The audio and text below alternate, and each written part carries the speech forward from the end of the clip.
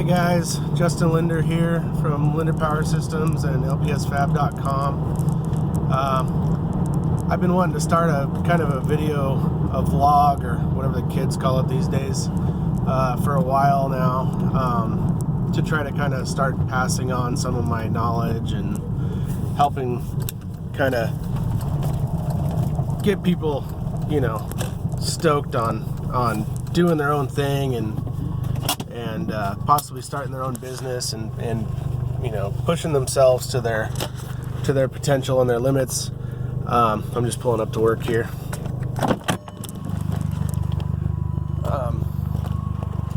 So basically, this is going to be a really uncomfortable video for me. I'm not comfortable on camera. I don't like being on camera. But, you know, I always tell people to step outside their comfort zone.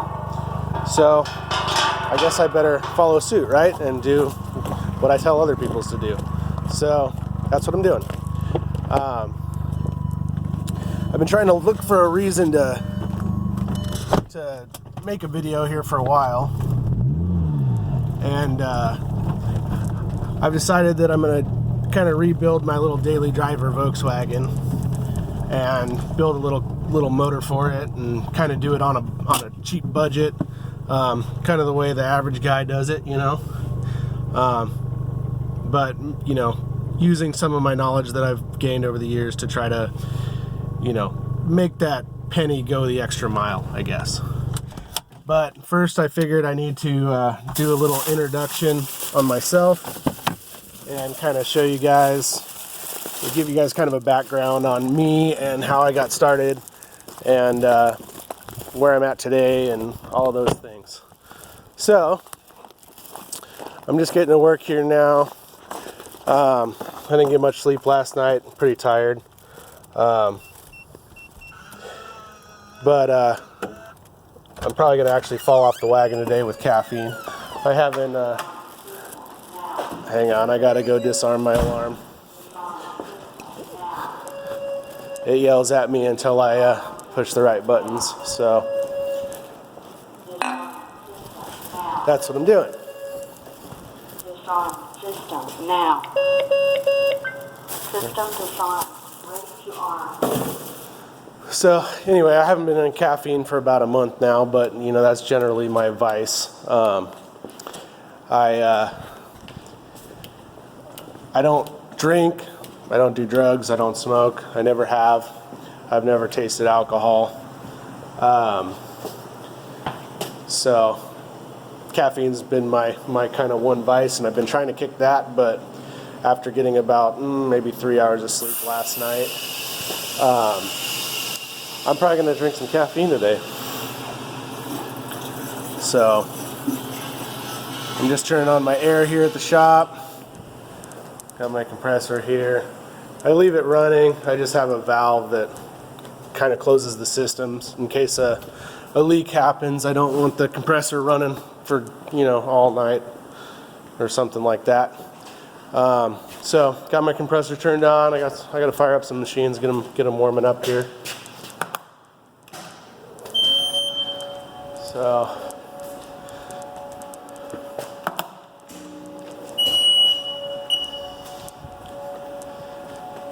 So my shop is, you know, it's a humble little shop.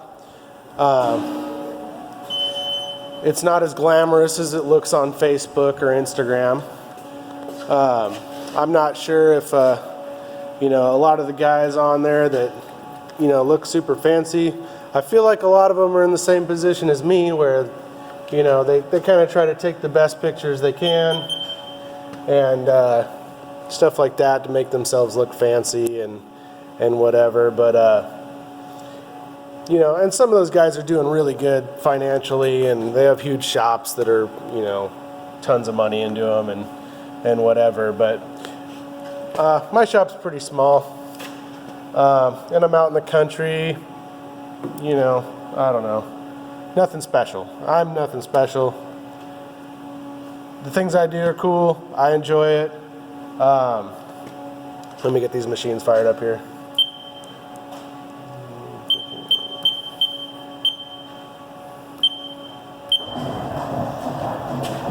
Do-do-do-do. So, let's see here. Come on.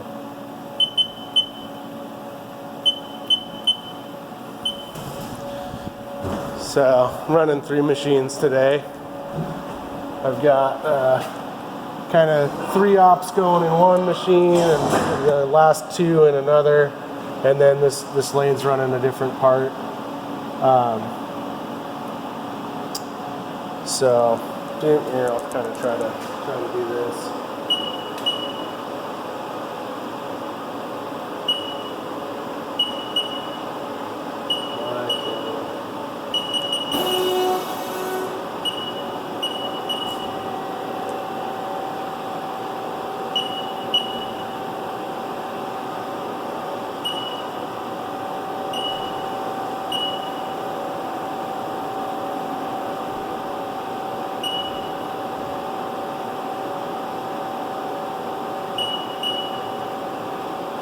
These blades are kind of a bitch. You can't just hit power up restart like you can on the mills.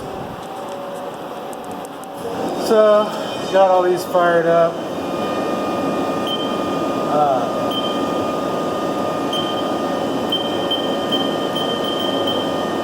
Get the spindles warming up here. Got the spindle going.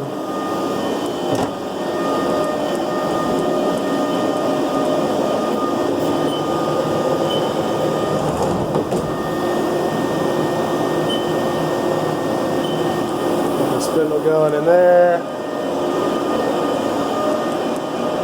This lathe should be good to go.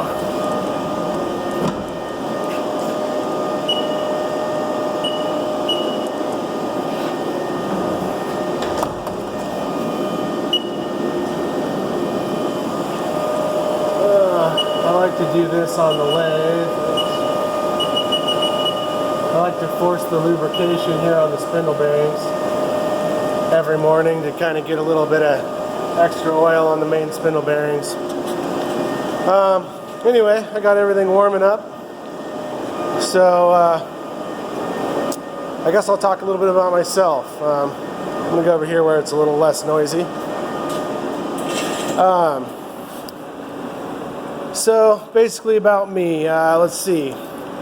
I grew up with my mom. My mom was she was a single mom and my only parent, and my dad was never involved in my life whatsoever.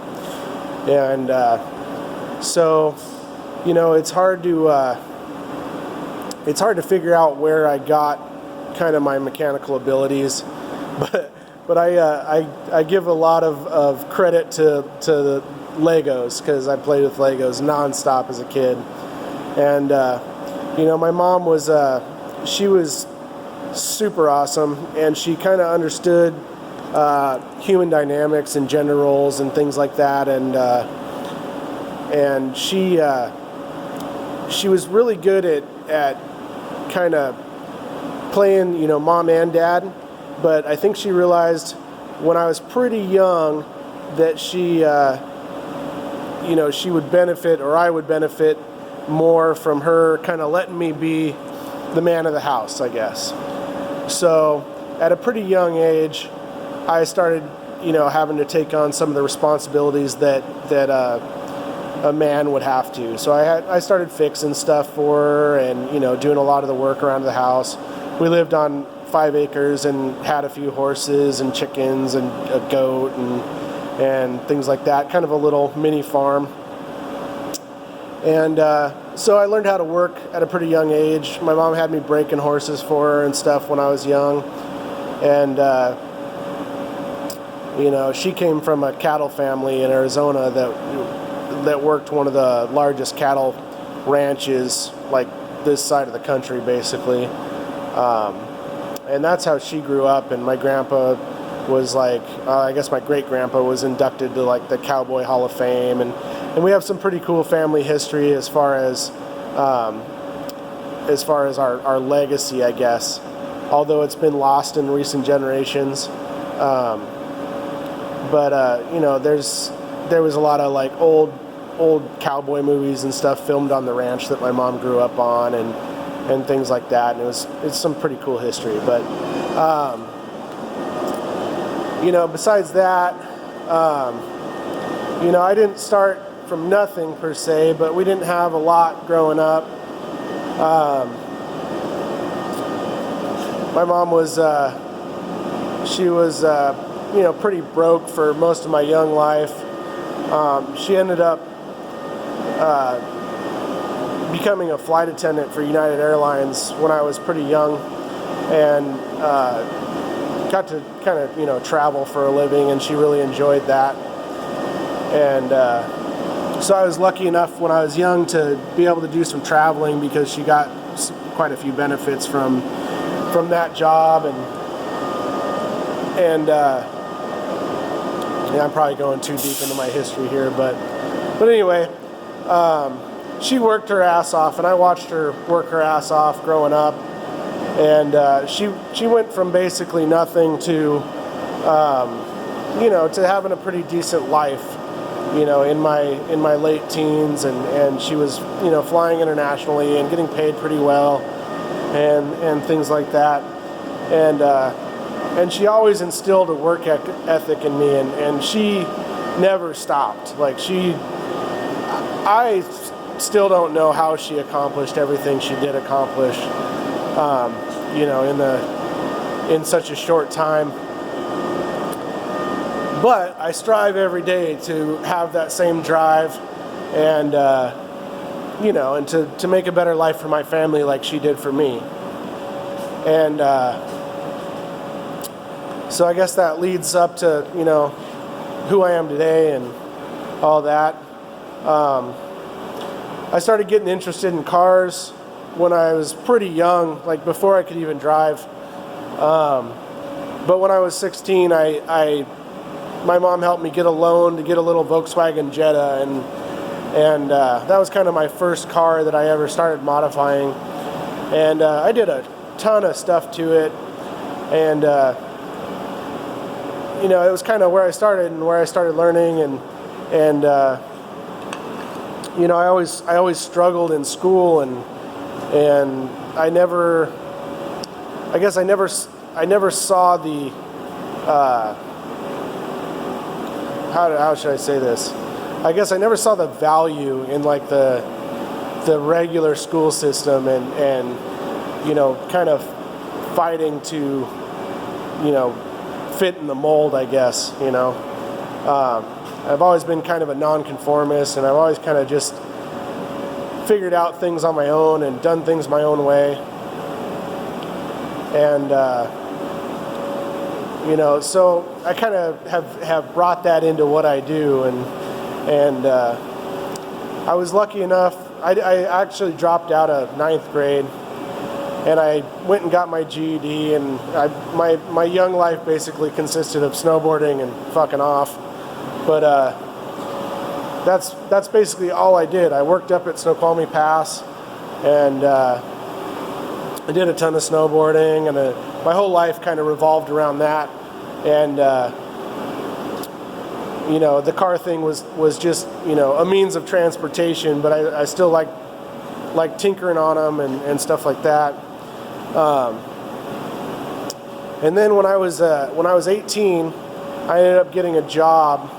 A friend of mine actually helped me get a job at a place called Control Tech, and it was they built mountain bike components and frames and stuff like that. It was a big machine shop and fabrication shop, and they were a really big name at the time in the mountain bike industry, and it was kind of a dream job for me at the time. And I started at the bottom there. I started in their deburr shop, and I basically sat in front of a buffer and basically deburred and polished up parts all day long every day for 8 hours a day. And I guess my mom always instilled in me one of the things she always said is any job worth doing is worth doing well. And so I think that some of the people there noticed that even though I was doing the shittiest job in the place, I was doing it to the best of my ability.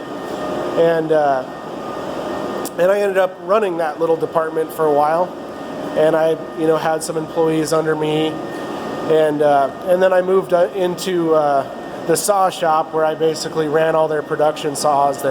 We had a set of 3 different automatic saws that I would basically keep running all day long, while still overseeing the deburr shop and kind of being those guys' guy to go to, or boss, if you will. Not that I've ever liked being a boss, but I kind of did, guide those guys on what to do, and if we got new people in, I would train them and stuff like that. But there was a guy there at Control Tech that was really into Volkswagens also, which was what I was into at the time. And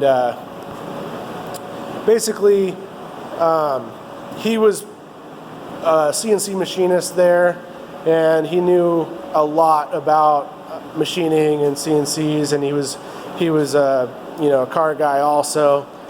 So he kind of started, me and him obviously kind of befriended each other. He was quite a bit older than me, but we were into the same things, and we had a passion for the same things, and so he kind of took me under his wing and started teaching me some of the CNC stuff and getting me to run some of the CNCs. And I think I was 19 or so at the time, and I was all over that shop. I was doing all kinds of different jobs by that point, wherever they needed me, because I was quick to catch on to stuff and eager to learn and all those things. So from that point,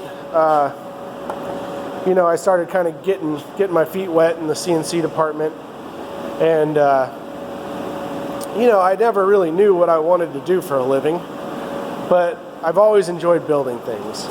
So it kind of just went hand in hand. I was comfortable doing it, and it was it was rewarding for me because I enjoyed doing it, and I liked creating things basically, and figuring out how stuff worked and how to make things and all that stuff. But so anyway, moving forward, my mom ended up moving to Arizona, and I stayed in Washington for a little while, and then she was, me and her were always best friends, so it was pretty hard to be away from her. And then I had actually ended up hurting myself on a machine at work, and I've got it like 84 stitches or something in my hand. I had tendon damage and all kinds of stuff, and I had this like weird contraption on my hand that was like a wrist brace with a fishing pole. And it was like the fishing pole was connected to my middle finger to exercise it, and I had basically, not been able to work because of this injury. So, I was at a time in my life when I was like, oh, what am I going to do with the rest of my life? And my hand's all fucked up, and, and I was trying to figure out what to do. So I ended up moving down to Arizona for about a year and a half with my mom, and it was down out of the Tucson area, and it was really difficult to find work down there. There was a large amount of cheap labor, probably most of them undocumented, so I think the employers kind of took advantage, and they worked cheap, so it was really hard to find a job that paid decent down there, basically. And I struggled for that whole year and a half trying to find a job down there. And during that time, Control Tech had been bought out by another company. It was on the west side in Seattle, and then this company bought it and moved them to the east side of the state. And the guy that had kind of mentored me moved with them, and they were having trouble finding labor or whatever.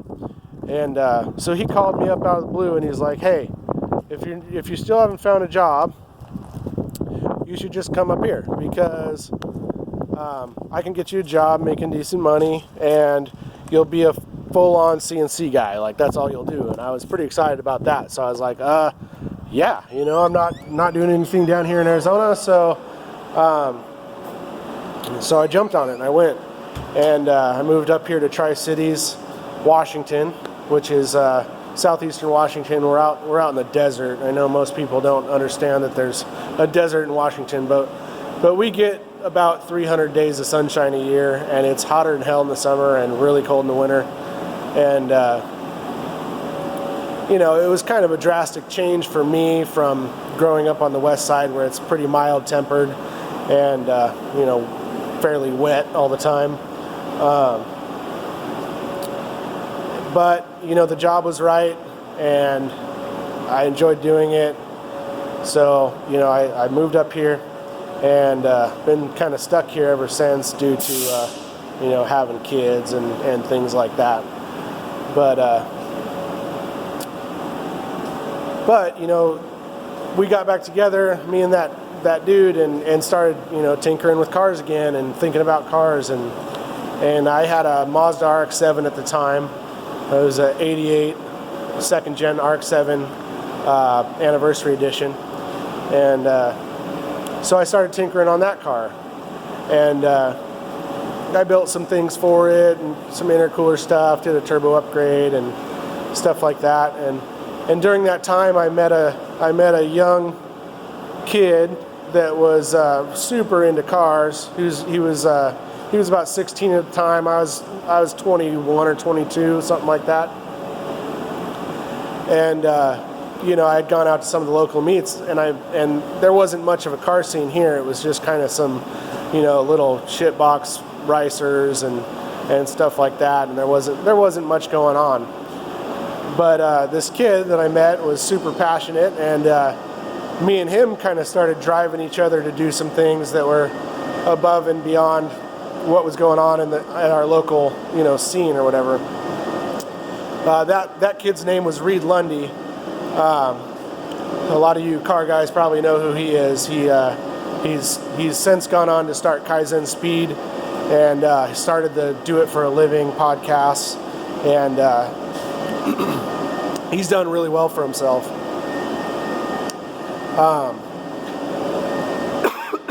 Excuse me. Turns out his motivation has always been business, and he's super good at business. And but you know, me and him started out together. He started working on cars in my garage at my house, and I was fabricating headers and things for him out of the back shop at my house, and we kind of had a little partnership going on. But things kind of, you know, went their separate ways eventually, and he went on to, you know, be very successful and start Kaizen Speed, and he's done a really amazing job at you know, kind of living his dreams, and good for him. But anyway, so me and him kind of started the car scene in this area, and because we were the only ones, he had a little turbo Honda, and I had my modified RX-7, and we were the only ones that were doing anything custom. Like everything else driving around this town was, you know, a DC header and exhaust and an intake was basically the you know, the extent of their modifications or whatever. So anyway, me and him kind of pushed each other to do some things. We both attended some of the first EFI 101 seminars with Ben Strader back in 2005, I believe.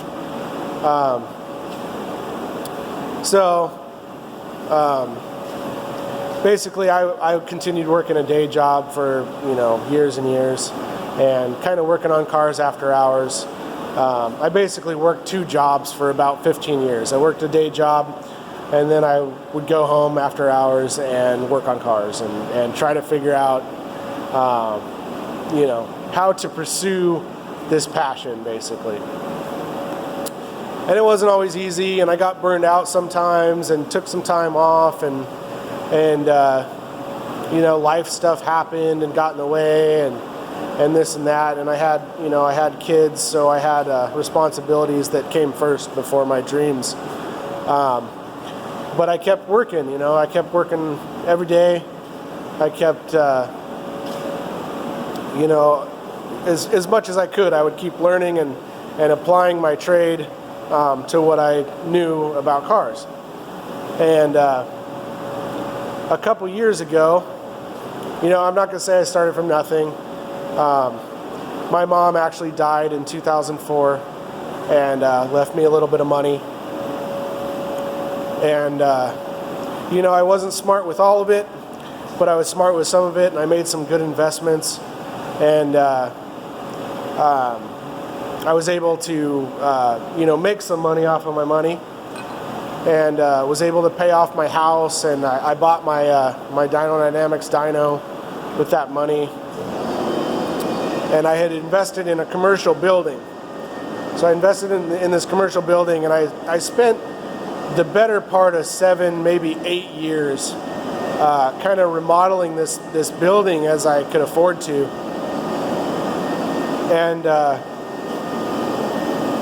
And basically it was just a huge project. I got in over my feet, and